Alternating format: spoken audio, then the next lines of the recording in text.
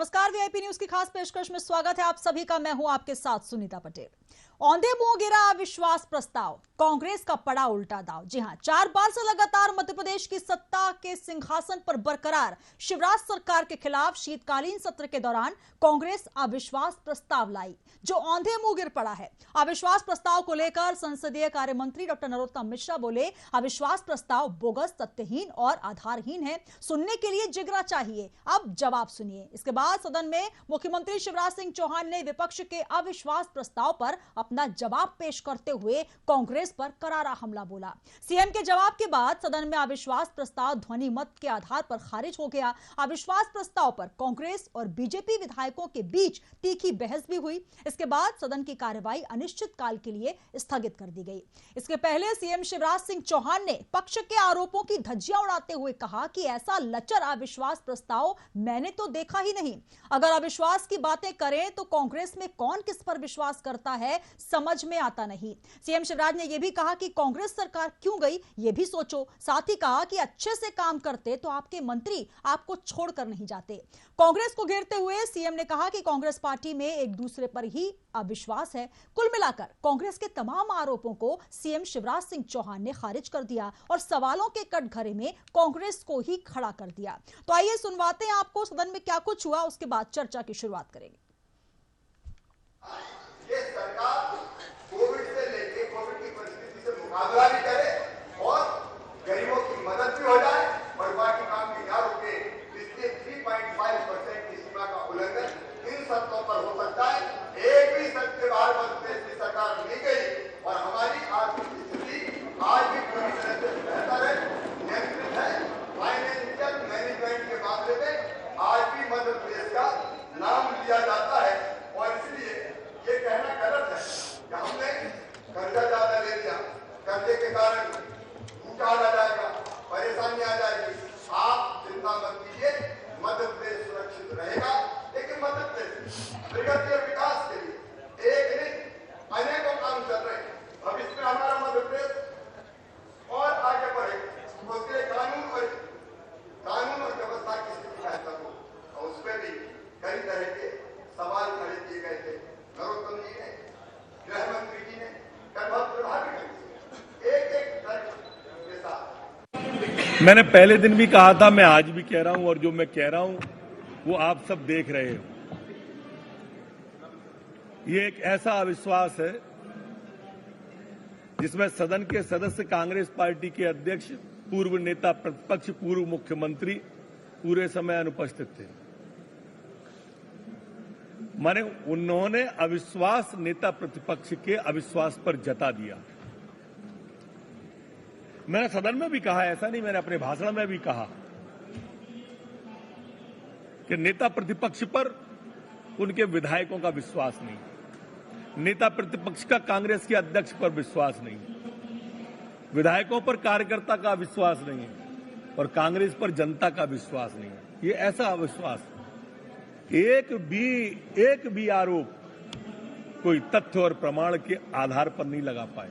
और बोगस और तथ्यहीन, आधारहीन अविश्वास होने के बावजूद हमने रात को 12 बजे तक विपक्ष को सुना। आरोप सुनने के लिए जिगरा चाहिए, जवाब सुनने के लिए भी जिगरा चाहिए। हमने सुना, आओ सुनो। आपने देखा नेता प्रतिपक्ष को किस तरह से गोविंद सिंह जी को फेल करने की कोशिश की गई। जमीन से आए हुआ नेता प्रतिपक्ष है, अपने बूते पर जीतने वाले नेता प्रतिपक्ष है। वो दिल्ली का दरबारी नहीं है, पेज 3 कल्चर का आदी नहीं है, ना ही वो किसी का तीसरा बेटा है। तो जो तीसरा बेटा कहते थे, उनकी टीम ने पूरी कोशिश की उनको फेल करने की। आप कैसे मानते कमजोर और विश्वास प्रस्ताव, जब इतनी बातें वहां पर बहस में हुई है, भाजपा के खिलाफ एक एक पॉइंट टू पॉइंट बात की है, वो सारे मुद्दे हैं। वो क्या आपको तलवार लेके थोड़ी लड़ेंगे वो? हाँ, ये दंगल में हाँ, ये बात अब ये बचपना है। भाई अगर संविधान की शपथ लेने वाला मंत्री, आप उसको गंभीर होना चाहिए। भाई जो भी सामने वाला बोला उसको सुन के उसका जवाब दे। पर वो तो बाएं में चढ़ा के न जीतू पटवारी को मारने दौड़ पड़ा। तो ऐसे भाजपा के मंत्री हैं तो कोई सुनने के लिए तैयार नहीं। तो ये सदन में हमारे प्रेस के साथी, हमारे सब सारे लोग हैं, बुद्धिजीवी लोग बैठे, उनके सामने बाहें चढ़ा के दौड़ रहा। ये तो उसने सारंग ने पकड़ लिया तो सीधा आके भिड़ जाता वो। तो ये भाजपा की हालत है। उनकी कोई गलतियां बताए तो सुनने के लिए तैयार नहीं। अरे आराम से दे देते हैं। हाँ, वो बात अलग है। भाई ये दंगल वंगल की बात नहीं। राजनीति में ये दादागिरी, गुंडागिर्दी समझनी होती है। तो शीतकालीन सत्र में कुल मिलाकर गर्माहट ही गर्माहट देखने को मिली। आइए इसी पर करेंगे चर्चा और तमाम मेहमान हमारे साथ जुड़ गए। एक परिचय मैं आपका करवा देती हूँ। हमारे साथ इस वक्त जुड़ रहे हैं बीजेपी से दीपक जैन जी। दीपक जी बहुत स्वागत है सर, नमस्कार। धन्यवाद। और साथ ही जुड़ रहे हैं पवन पटेल जी, महासचिव कांग्रेस। पवन जी बहुत स्वागत है, नमस्कार। धन्यवाद। और साथ ही कल्पना शर्मा हमारे साथ जुड़ रही हैं, वरिष्ठ पत्रकार है। कल्पना जी बहुत स्वागत है आपका। और सबसे पहले शुरुआत ही आपसे करना चाहूंगी, क्या कहेंगी जिस तरीके से शीतकालीन सत्र को हमने देखा, गर्माहट ही गर्माहट नजर आई, आरोपों की बौछार, और जहां पर अविश्वास प्रस्ताव लाया गया, आरोप प्रत्यारोप लगते लगते जिन्होंने आरोप की उंगली दिखाई उन पर ही उंगली मोड़ दी गई। अब सीएम शिवराज सिंह चौहान ने जो करारा जवाब दिया है, तंज कसा है, और कुल मिलाकर जो आरोप लगे थे, जो अविश्वास प्रस्ताव कांग्रेस लेकर आई थी, अब निराधार और तथ्यहीन बताकर सिरे से खारिज कर दिया गया, ध्वनिमत से पारित हो गया। बिल्कुल, देखिए जिस तरह से आज और कल 2 दिन जिस तरह से अविश्वास प्रस्ताव पर चर्चा हुई, पटल पर जो सवाल, जो आरोप रखे गए थे, उन पर कांग्रेस का जिस तरह से ढुलमुल रवैया देखने को मिला, नेता प्रतिपक्ष जिस तरह से कल अपनी बातें रखने में सफल नहीं हो पाए, और जो सारी गतिविधि एक तरह से जो वहां पे निर्मित हुई, वो देख करके बड़ा आश्चर्य भी नहीं होता, इस बात का दुख जरूर होता है कि अविश्वास प्रस्ताव जैसे जो एक तरह से गंभीर विषय था, उसको लेकर के एक तरह से कांग्रेस इतना उदासीन रवैया कैसे अपना सकती थी। ये उन्हीं का डिसीजन था कि वो अविश्वास प्रस्ताव लेकर के आ रहे बीजेपी के खिलाफ, लेकिन उसके बाद भी वो आरोपों को साबित करने में एक तरह से वो अपनी बात ही नहीं रख पाई। तो ये कहीं ना कहीं नेता प्रतिपक्ष जिस समय है, कमलनाथ जी वहां से गायब है, उन जो गुटबाजी कहीं ना कहीं कांग्रेस के अंदर है, वो सदन में देखने को मिली। ये एक बहुत ज्यादा विचारणीय कांग्रेस के लिए समय जरूर रहा। रही बात आज की, जिस तरह से शिवराज सिंह चौहान ने पलटवार किया, आज वो लगातार 2.5-3 घंटे के आसपास बोले, कल का 7 घंटे 25 मिनट का कांग्रेस ने जिस तरह से अपना समय लिया, उस तरह से आरोप लगे, लेकिन उसका जवाब जिस तरह से तैयारी के साथ शिवराज सिंह चौहान ने दिया, वो वाकई में ही ये जरूर साबित करता है कि बीजेपी कहीं ना कहीं एक ऐसी पार्टी है जो अपनी बातें रखने में एक दमदारी से अपनी बात रख सकती है। वहीं विपक्ष आज पूरी संख्या में भी नहीं थे, क्योंकि उनके नेता प्रतिपक्ष आज मौजूद नहीं थे, कमलनाथ जी आज नहीं थे। तो कहीं ना कहीं ये बात अभी तक भी समझ में नहीं आई कि कैसे हो सकता है कि आप अविश्वास प्रस्ताव लेकर के आते हैं और आप ही के विधायक, आप ही के लोग वहां से नदारद रहते हैं। तो ऐसी स्थिति कैसे निर्मित हो सकती है? क्या बैठकें नहीं हुई होंगी इस विषय को लेकर के? तो और बीजेपी में एक भी ऐसा मंत्री, एक भी विधायक ऐसा नहीं था जो आज सदन में मौजूद नहीं था। तो ये कहीं ना कहीं गंभीरता जरूर दर्शाती है कि किसकी तरफ से गंभीर लिया गया इस मसले को और किसकी तरफ से इसको बहुत हल्के में ले लिया गया। चलिए मैं पवन पटेल जी से ये सवाल पूछूंगी, लेकिन अभी उनका कनेक्शन कट हो चुका है। मैं साथ ही अब हमारे साथ दीपक जैन जी जुड़े हुए हैं। दीपक जी क्या कहेंगे, जिस तरीके से लगातार आरोप लगते रहे कि अविश्वास सरकार पर जताया जा रहा है, तमाम बिंदुओं को लेकर 51 बिंदुओं पर 104 पेज का आरोप पत्र बीजेपी सरकार पर दिया गया और ये कहा जाने लगा कि सरकार पर किसी को विश्वास नहीं है, लेकिन आज जो हश्र हुआ है कांग्रेस का, और लेकिन फिर भी कहा जा रहा है कि झूठ बोल रही है सरकार और ये तमाम जो सवालों के जवाब दिए गए हैं कुल मिलाकर निराधार हैं, सत्यहीन है, ये आरोप कांग्रेस अब भी लगा रही है। नमस्कार, मैं सबसे पहले तो आपको धन्यवाद देता हूं कि आपने बहुत अच्छी एक शुरुआत की, और कल्पना जी ने भी जिस तरह से अपनी बात रखी उन्हें भी धन्यवाद देता हूं कि भारतीय जनता पार्टी के हमारे मुख्यमंत्री आदरणीय शिवराज सिंह चौहान जी ने सही बातों को सही रखने में वो सक्षम है और इतना जो उन्होंने पूरा समय आज सदन में लिया है, निश्चित रूप से उन्होंने सरकार के द्वारा किए जाए कामों को बहुत ही सहजता और सरलता से सबके बीच में रखा है कि किस प्रकार से मध्य प्रदेश एक स्वर्णिम प्रदेश बनने की ओर अग्रसर है। दूसरी बात मैं आपसे यहाँ पर कहना चाहता हूँ कि जिस पार्टी पे स्तर से लोगों का विश्वास उठ चुका है, ऐसी पार्टी सदन में अविश्वास प्रस्ताव लाती है। एक विधानसभा का सत्र सारगर्भित चर्चा के लिए होता है, जहां पर जनता से जुड़े हुए मुद्दों को उठाना चाहिए। ये जानते हुए भी कि हमारे पास बहुमत नहीं है, उसके बावजूद अविश्वास प्रस्ताव लाकर के उन्होंने पूरे सदन का समय जाया किया है। और जो 4 दिन की कार्रवाई थी उसमें कई सारे मुद्दे, कई सारे प्रश्न ऐसे आते जो जनता के हित के होते, विकास के होते, लेकिन उन्होंने इसे बिल्कुल भी नहीं समझा कि हम कोई विकास की बात करें, हम सरकार से और अच्छा काम कैसे कर सकते हैं उसमें अपना सहयोग दें, लेकिन उसको छोड़ करके उन्होंने अविश्वास प्रस्ताव, जिस पर उनके पार्टी के नेता जैसा कल्पना जी ने कहा कि, और आपने भी यह हमने आदरणीय मुख्यमंत्री जी को भी सुना, नरोत्तम मिश्रा जी को भी सुना कि उनकी पार्टी में ही ये एकजुटता नहीं है कि अविश्वास प्रस्ताव लाया जाए या नहीं लाया जाए। बिल्कुल, चलिए जवाब लेती हूं मैं। लाकर के उन्होंने पूरे विधानसभा सत्र का समय नष्ट किया है और इसलिए उन्हें पूरे मध्य प्रदेश की जनता से माफी मांगनी चाहिए कि हमने इस पूरे शीतकालीन सत्र को, जो बहुत ही सारगर्भित हो सकता था,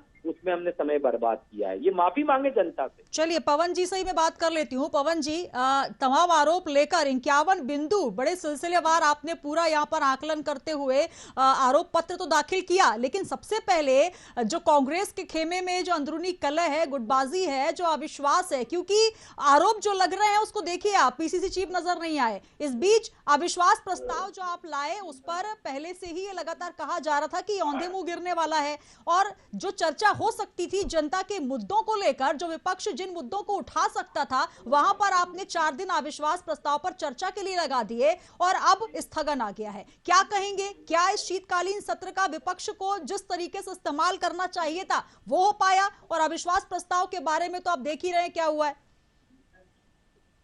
पवन जी, नहीं, अविश्वास प्रस्ताव के बारे में इस देश की जनता की नजरों से देखिए तो कुछ दिखेगा जी, अगर वैसे दूसरे नजरों से देखा जाएगा तो नहीं दिखेगा जी। नंबर 1, ये जनता के हित में रहा सर कि कांग्रेस के हित में रहा अविश्वास प्रस्ताव लाना?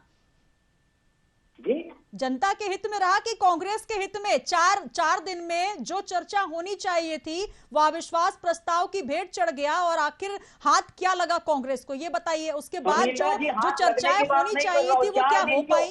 अरे सुनीता जी, मेरी बात भी सुन लीजिए ना। मैं ये बोल रहा हूँ 4 दिन क्यों, सत्र का समय इतना कम क्यों? जी, 4 दिन के जगह जैसे पहले सत्र चलते थे उसी तरह का समय दिया जाता तो ये ना हापाधापी होती कि कम समय हमें मिला है। क्यों पूरा समय नहीं देते विपक्ष को? पहले सरकारें सदन नहीं चलती थी क्या? देश जब से आजाद हो तब से सदन नहीं चलते थे क्या? हमेशा इतना कम टाइम क्यों? इससे कोई ना कोई उस उंगली नहीं उठाता है। हमने जितने पॉइंट आरोप पत्र में लगा, किन पॉइंट का जवाब दिया शिवराज सिंह चौहान ने? किन किन पॉइंटों का जवाब दिया? बड़ी बड़ी डीगे यहाँ पे चले गए, पाइप की गुणवत्ता बता रहे हैं, उसको जो वल्लभ भवन तो उसको सुनने के लिए पीसीसी चीफ भी तो मौजूद नहीं रहे। आरोप तो ये भी लग रहा है कि जिन्होंने आरोप लगाए वो नजर भी नहीं आए। अच्छा, बाकी लोग रहने का कोई मतलब नहीं है।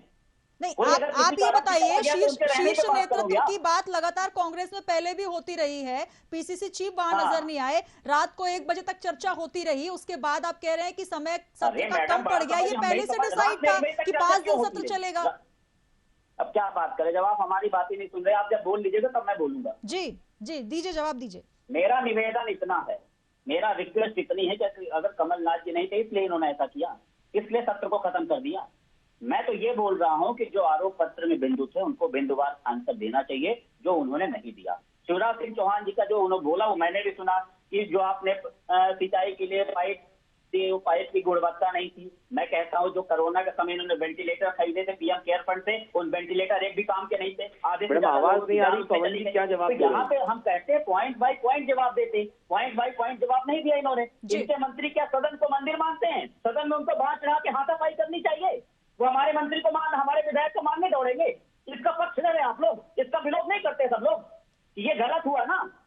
ये तानाशाही, अभी सड़क में तानाशाही तो भाजपा दिखाती थी, अब सदन के अंदर भी तानाशाही दिखा रही है। मतलब हम कहीं बात ना रख सके, न विधानसभा में, न लोकसभा में, न राज्यसभा में विपक्ष आम जनता की आवाज ना उठा सके। क्यों इतना कम समय देते हैं? क्यों 4 दिन का सत्र बुलाते हैं? क्यों महंगाई बेरोजगारी पे बात नहीं करते हैं?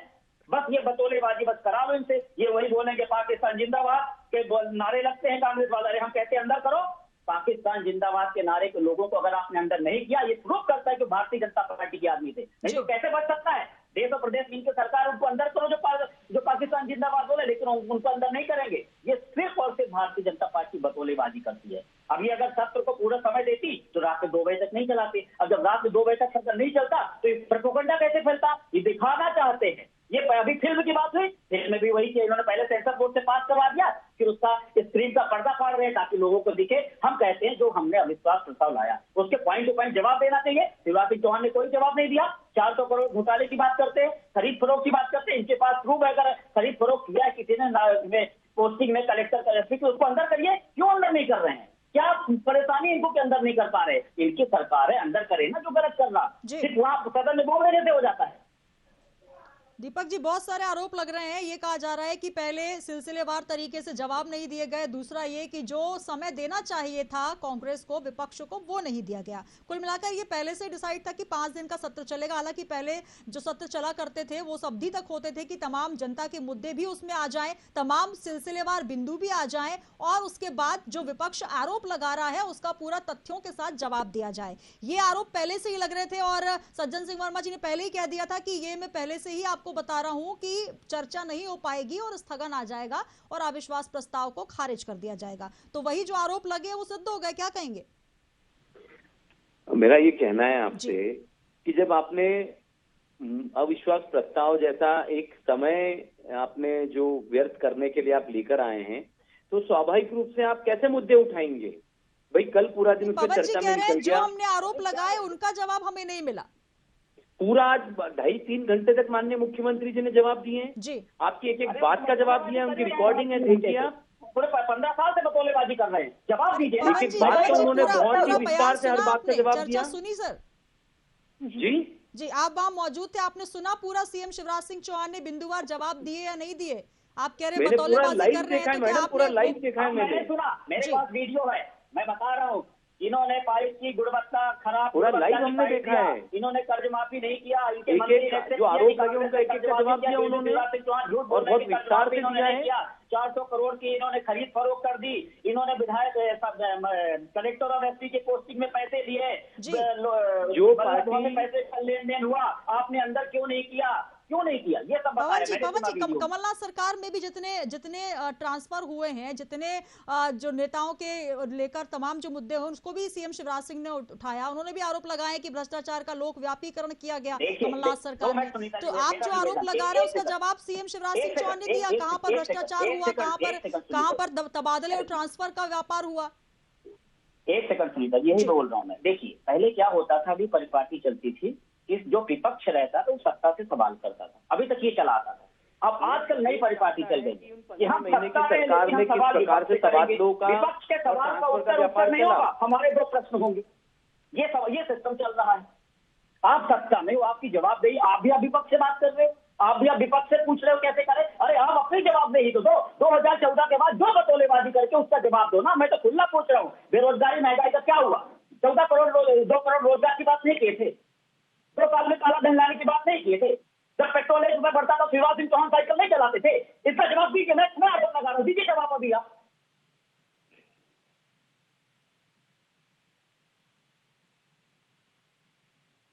की बात तो सुनिए। कल्पना जी क्या कहेंगे? जिस तरीके से एक लंबा अनुभव आपका भी रहा है, जो सदन चलता है, जिस तरीके से सत्र बुलाए जाते हैं, ये शुरुआत से ही कांग्रेस कह रही थी कि सत्र की जो अवधि रखी गई है वो इस हिसाब से रखी गई है, पूर्व नियोजित रखी गई है, ताकि जो चर्चा है वो ना हो पाए, और साथ ही जो अविश्वास प्रस्ताव पर जो बिंदु दिए गए हैं उस पर सरकार को क्या जवाब देना है वो नहीं देगी। कुल मिलाकर जो पहले कहा गया था वही जवाब कांग्रेस की तरफ से आ रहा है, और जो पहले से नियोजित था कि क्या जवाब आएंगे भाजपा की तरफ से, वही चीज नजर आ रही है। कुल मिलाकर जनता के जो मुद्दे हैं, क्योंकि ये कहा जाता है कि लोकतंत्र का मंदिर है, सबसे महत्वपूर्ण पार्टियों से ऊपर होता है जनता का हित, जनता के मुद्दे, कि इन पूरे सत्र को अगर हम देखें तो क्या विश्लेषण आपका?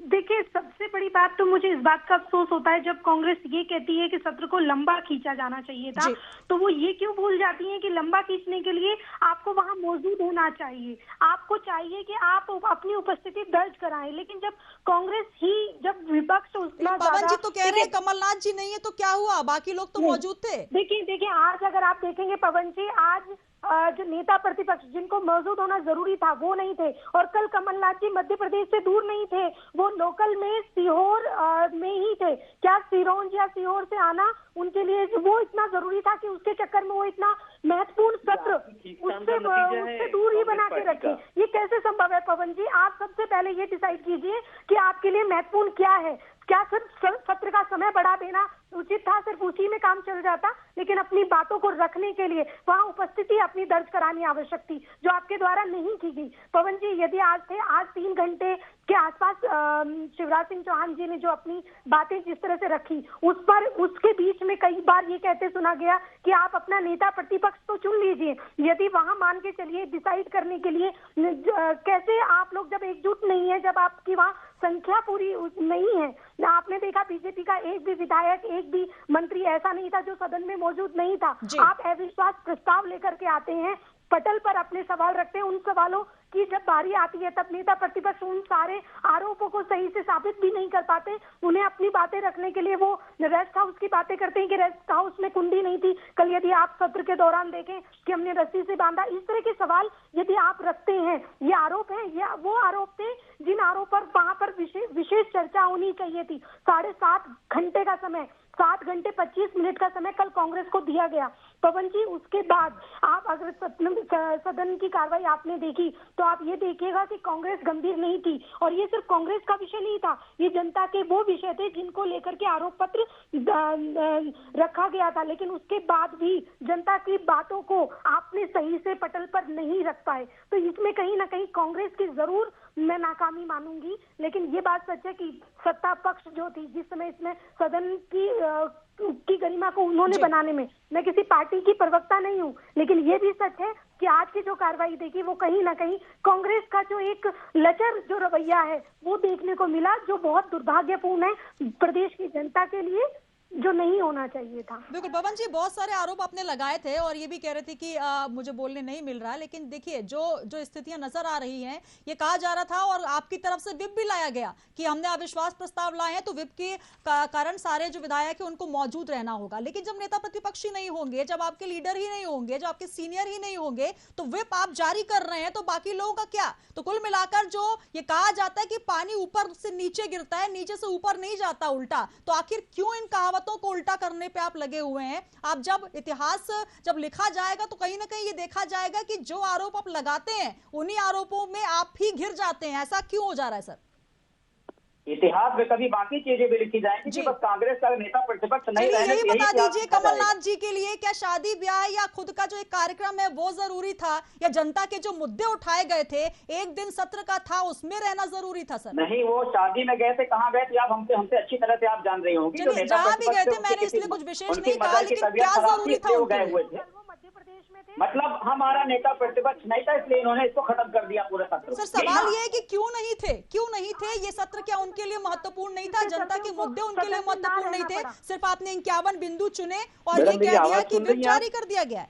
मैडम मेरी आवाज जब 51 बिंदु चुने गए थे, उस 51 बिंदु का बिंदु वाइज बात उसका जवाब देना चाहिए। बात पहले ही ये क्लियर कर चुका हूँ, इस बात को आप कह रही हैं सदन असेंबली जो है, असेंबली का सदन बहुत पारदर्शी होना चाहिए, इसलिए हो गए। दीपक जी एक बार पवन जी को बात रखने दीजिए, फिर मैं आपको मौका देती हूँ। जी पवन जी, इसलिए मैं बोल रहा हूँ, इसलिए बाकी जो बिंदुवार जब दिया था उसको बिंदुवार अनुसार देना चाहिए। या तो पहले ही बोल देते कि भाई नेता प्रतिपक्ष नहीं रहेंगे तो हम बात ही नहीं करेंगे। अरे सर क्यों नहीं रहेंगे? सर क्यों नहीं रहेंगे? अरे बता रहे हैं ना, शिवराज सिंह चौहान जी नहीं थे, नरोत्तम मिश्रा जी नहीं थे।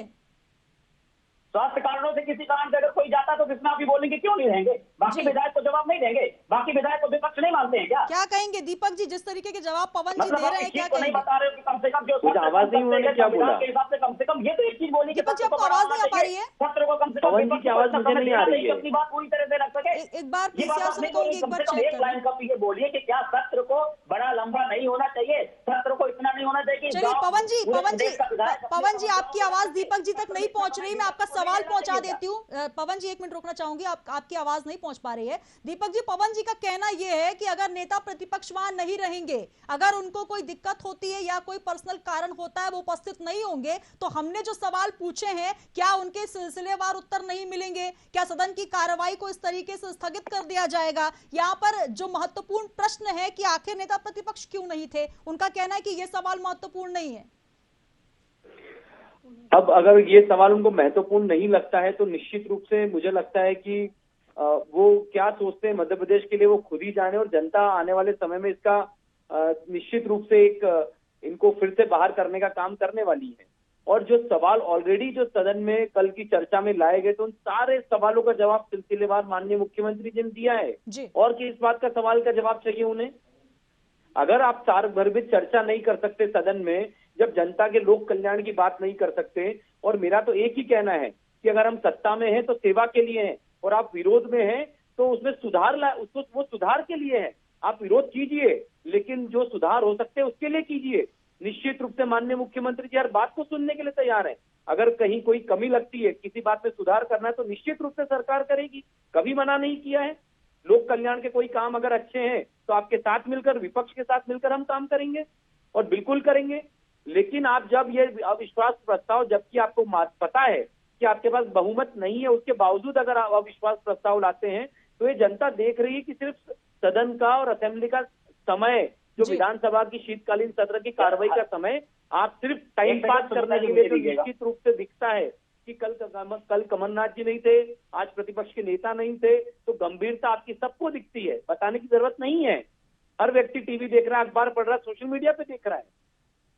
बिल्कुल। कल्पना जी क्या कहेंगी, जिस तरीके से लगातार ये कहा जा रहा है कि 2023 के लिए अब जो बहुत कम समय बचा हुआ है, चुनाव होने हैं, और जो अब ये शीतकालीन सत्र था, इसमें कुल मिलाकर दोनों ही जो पार्टियां थी अपनी अपनी रणनीति के साथ जो सत्र है उसमें उतरने वाली थी, और कांग्रेस ने अविश्वास प्रस्ताव लाकर अपनी एक कहीं ना कहीं रणनीति यहां पर तय की थी। लेकिन इस रणनीति के कारण अब जो चुनाव आने वाला है उस पर क्या असर पड़ता आपको नजर आता है? क्योंकि विपक्ष का कहना यह है कि हम जनता के मुद्दों को लेकर आए, जनता के हित के मुद्दे हम लेकर आए, इसका जवाब जो होना चाहिए वो नहीं मिल पाया। हालांकि जनता ने भी सारे जवाब सुने हैं जो सीएम शिवराज सिंह चौहान ने लगातार 2 घंटे से ऊपर का समय दिया और हर बिंदु पर उन्होंने बात की, लेकिन विपक्ष को लगता है कि जो बिंदु हमने रखे वो नहीं उन्होंने कहा, सिर्फ गोल गोल घुमा दिया। नहीं, देखिए आज कई ऐसे विषय थे जिनको लेकर के विपक्ष ने थोड़ा एग्रेसिव मोड में वो आई, काफी बातों का उन्होंने विरोध किया, चाहे वो कर्ज माफी की बात हो जिसमें स्वीकार किया खुद शिवराज सिंह चौहान जी ने कि 7,000 करोड़ रुपए कांग्रेस के शासन में माफ किए गए हैं। ऐसे बहुत सारे विषय थे जिनको लेकर के बात की गई है, पर लेकिन कहीं ना कहीं एक चीज जरूर है कि कहीं ना कहीं कांग्रेस जिस तरह से पिछली बार जब सरकार बनी तो वो कहीं ना कहीं एंटी इनकम्बेंसी का फायदा कांग्रेस ने उठाया था, और वो इस बार भी इसी भरोसे बैठी है कि जनता खुद उनको चुन ले। बिल्ली के भाग्य से जैसे छीका टूटने की कहावत आपने सुनी होगी, शायद कहीं ना कहीं कांग्रेस, मुझे ऐसा लगा कि पूरे सत्र के दौरान कि कांग्रेस सिर्फ इस भरोसे बैठी है कि दिल्ली के भाग्य से उनके लिए छीका टूटेगा। लेकिन कहीं ना कहीं उनको जितना एक्टिव हो जाना चाहिए, क्योंकि अब 10 महीने के आसपास का समय बचा है, ऐसी स्थिति में कांग्रेस को जिस तरह से काम करना चाहिए। देखिए बीजेपी ने जिस तरह से आज 15 महीने का कार्यकाल गिनवाते रहे, उसकी कमियां गिनवाते रहे, क्या इतना लंबा समय बीजेपी को हो गया इनके कामों की कमियों को गिनाने के लिए कांग्रेस के पास मुद्दे कम पड़ जाते हैं? ऐसा तो बिल्कुल भी नहीं। कोई भी जो सत्ता पक्ष पार्टी होती है उनसे कमियां होती हैं, उनसे गलतियां होती हैं, लेकिन उन गलतियों को किस तरह से रखना चाहिए, किस तरह से जनता के बीच में वो मैसेज कन्वे होना चाहिए, कहीं ना कहीं कांग्रेस उसमें विफल हमेशा से रही है। उसी का फायदा हमेशा से बीजेपी ने उठाया है। बीजेपी कहीं ना कहीं अपनी बातों को जनता के बीच में रखने में सफल हो जाती है। तो पवन जी, सबसे पहले आवश्यकता ये है कि चिंतन जो हम दूसरी पार्टियों के लिए करते हैं वो हमें आत्मचिंतन करने की आवश्यकता है। देखना पड़ेगा कि जनता की नब्ज कैसे पकड़ी जाती है, जिसमें कहीं ना कहीं बीजेपी का जो संगठन है वो बहुत अच्छे तरीके से काम करता है, और कांग्रेस का जो एक व्यक्तित्व है, जो एटीट्यूड है, वो कहीं ना कहीं एक हारी हुई बाजी जिस तरह से मानते हैं कि हम हार चुके हैं, वो जो एक सोच है उससे बाहर निकल के काम करना पड़ेगा, जनता के बीच में आना पड़ेगा, उनके मुद्दों को लेकर के काम करने की आवश्यकता है। कहीं ना कहीं उसमें बहुत ज्यादा कमी देखने को मिलती है। बिल्कुल, तमाम ऐसे मुद्दे हैं जिनको लेकर कहीं ना कहीं कांग्रेस जो अविश्वास प्रस्ताव लेकर आई वो स्वयं घिर गई। सीएम शिवराज सिंह चौहान ने कहा कि स्वयं अविश्वास जो है वो कांग्रेस खेमे में ही है और लगातार अब सवालिया निशान भी खड़े हो रहे हैं। और पवन जी हालांकि जवाब कुछ और दे रहे हैं। जी, 3 दिन में ये एक अनाथ प्रस्ताव लेके आई थी कांग्रेस जी, और बिल्कुल उसका एक जो नतीजा है वो आज देखने को मिला। पवन जी, अंतिम टिप्पणी आपसे लेना चाहूंगी सर संक्षिप्त में, क्या कहेंगे? जिस तरीके से आरोप लग रहे हैं और आरोप आपने लगाए लेकिन तथ्यहीन निराधार उसको कहा जा रहा है, और सबसे महत्वपूर्ण एक जो आरोप लगातार लगता है कि आखिर क्यों नहीं पहले तमाम जो समीकरण है उस पर अच्छे से मंथन कर लिया जाता, जो विश्वास है वो पहले कांग्रेस खेमे में ही हो, उसके बाद आप आकर जनता के बीच आए और अपनी बात को पुख्ता तरीके से रखें। नहीं, देखिए, अभी किसी ने ये नहीं बोला ना बेरोजगारी की बात की, हमने बेरोजगारी की बात कही, हमने महंगाई की बात उठाई। अब इनको ये मुद्दे बेमानी लग रहे हैं। मुद्दे तो आप उठा रहे हैं, लेकिन मुद्दे को जो उठाने के लिए एकजुटता चाहिए कांग्रेस खेमे में, क्योंकि आप कह रहे थे कि विप लाए हैं हम, सारे लोग एक साथ होने चाहिए, लेकिन सबसे महत्वपूर्ण जब मुखिया ही नहीं होगा, अगर आप बात कर रहे हैं कि सीएम शिवराज सिंह चौहान जवाब दें और अगर वहां पर सीएम शिवराज सिंह चौहान ही ना हो तो आप कहेंगे ना कि यहाँ पर कहीं ना कहीं जो दिखनी चाहिए थी यहाँ पर गंभीरता वो सरकार में नजर नहीं आई। लेकिन आपके खेमे में ये हमेशा होता है कि गंभीरता नजर नहीं आती और ये आरोप बार बार लगते हैं। यही बात कल्पना जी कह रही है, यही बात लगातार जो है जनता देख रही है और इसको लेकर अब ये बात की जाएगी कि आखिर क्यों नहीं यहाँ पर एकजुटता नजर आई। नहीं मैडम, देखिए, इनके सपूके हैं। एकजुटता का मतलब क्या होता है? सिर्फ एक व्यक्ति अगर किसी स्वास्थ्य कारणों से नहीं हाजिर हो पाया, नहीं रह पाया, उस समय तो एकजुटता की कमी हो गई। उसके पहले तैयारी हम लोगों ने नहीं की। हम सिर्फ इतना बोल रहे हैं कि अगर नेता प्रतिपक्ष नहीं था, बिंदुवार इनको आंसर देना चाहिए, जो इन्होंने नहीं दिया। महंगाई बेरोजगारी के लिए कोई कुछ नहीं बोल रहा। मैं कहता हूँ कांग्रेस को आप छोड़िए, हम कहते हैं हम जनता की आवाज उठानी चाहिए कि नहीं। अगर आप वरिष्ठ पत्रकार हैं, आप न्यूज देखो तो आपको बोलना चाहिए महंगाई है कि नहीं है, बेरोजगारी है कि नहीं है। चलिए आप नहीं एकजुट मान रहे हैं, लेकिन आम जनता तो परेशान है ना महंगाई से, आम जनता बेरोजगारी से परेशान है, इनके बिल मैनेजमेंट से परेशान है। कोरोना के समय इनको इंटरनेशनल फ्लाइट बंद करने चाहिए तो राहुल गांधी यात्रा बंद कर रहे हैं। आपके पास थे, लेकिन प्रमुखता से और अगर गंभीरता से आप उठाते तो जनता के मुद्दे उठाने का आपको जो फायदा भी मिलता है, लेकिन यहाँ पर गंभीरता आपके खेमे में नजर नहीं आ रही। अंतिम प्रतिक्रिया पवन जी मैं आपके लेना चाहूंगी, दीपक जी आपके लेना चाहूंगी, माफ कीजिएगा। जी मैडम, मैं इतना सा निवेदन कर रहा हूँ कि व्हीप जारी करके और ये कांग्रेस शायद चेक करना चाह रही है, अपने आप का आत्मा अवलोकन करना चाह रही कि हमारे विधायक हमारे साथ है या नहीं है, वो कहीं इधर उधर तो नहीं जा रहे हैं, क्योंकि उनके विधायक खुद इस बात से त्रस्त है कि उनके यहाँ इतनी अधिक गुटबाजी है कि उन्हें समझ नहीं आता है कि हम कहाँ कांग्रेस का काम करें, कि हम जनता में जाएं या हम क्या काम करें। हमारे विधायकों की बड़ी चिंता तो है आपकी जनता प्रदेश आज इस बात को लेकर के सोच में पड़ गए कई कांग्रेस के विधायक। यही तो तुम लोग का सत्ता में, आप लोग सत्ता में सबसे पहले आपकी रिस्पॉन्सिबिलिटी देश और प्रदेश को देखना चाहिए। आप वो नहीं देखते हो, आप राहुल गांधी को देखते हो, आप हमारे विधायकों को देखते हो, हमारे नेता प्रतिपक्ष की चिंता करते हो। आप बेरोजगारी और महंगाई की चिंता किए होते, देश और प्रदेश की चिंता किए होते तो आज देश ऐसे भुखमरी के मुहाने पर नहीं। तो आप बात कीजिए ना बेरोजगारी और महंगाई की, आपने अविश्वास प्रस्ताव की चर्चा में पूरा समय निकाल दिया। चलिए मैं दोनों को रोकना चाहूंगी। बहुत धन्यवाद हमारे साथ जुड़ने के लिए, और समय की कमी है सर, लेकिन सबसे महत्वपूर्ण ये अगर कुछ है तो आप बात कीजिए सदन में। जी चलिए, बहुत धन्यवाद। कल्पना जी हमारे साथ जुड़ी, पवन पटेल जी जुड़े, दीपक जी आपका भी बहुत बहुत धन्यवाद, शुक्रिया। जी सर, रोकना चाहूंगी सर की समय की कमी है। बहुत धन्यवाद आप तीनों मेहमानों का। और जिस तरीके से आज जो नजर आया सत्र, कुल मिलाकर औंधे मुंह गिरा है अविश्वास प्रस्ताव। हालांकि कांग्रेस अभी भी आरोप लगा रही है कि जिस तरीके से जवाब देने चाहिए सीएम शिवराज सिंह चौहान ने वो जवाब नहीं दिए, लेकिन सवाल ये भी उठ रहा है कि आखिर आपके पीसीसी चीफ कहां थे, नेता प्रतिपक्ष कहां थे? आप व्हिप लेकर आए और आपने सबको एक साथ एकत्र होने का यहां पर डिसीजन तो लिया, लेकिन स्वयं आप ही नजर नहीं आए। लेकिन कुल मिलाकर अब अविश्वास प्रस्ताव जो कांग्रेस लेकर आई थी सरकार को गिराने का, लेकिन सीएम शिवराज सिंह चौहान ने हर सवाल का बिंदुवार जवाब दिया। हालांकि इससे कांग्रेस अभी भी असंतुष्ट है, लेकिन सबसे महत्वपूर्ण यह कि इस 5 दिन के सत्र में हालांकि इसे स्थगित कर दिया गया है और अविश्वास प्रस्ताव को भी ध्वनिमत से खारिज कर दिया गया। और अब सीएम शिवराज सिंह चौहान एक बार फिर अपने करारे जवाब के साथ नजर आए। लेकिन आरोप प्रत्यारोप तो लगते रहेंगे, लेकिन सबसे महत्वपूर्ण यह है कि लोकतंत्र के मंदिर में सबसे महत्वपूर्ण होता है जनता का मुद्दा, और जनता के मुद्दे अगर छूट जाएं तो कहीं ना कहीं इसको लेकर एक असंतोष देखा जाता है। फिलहाल आज की इस पेशकश में इतना ही। दीजिए इजाजत, बने रहिए VIP न्यूज के साथ।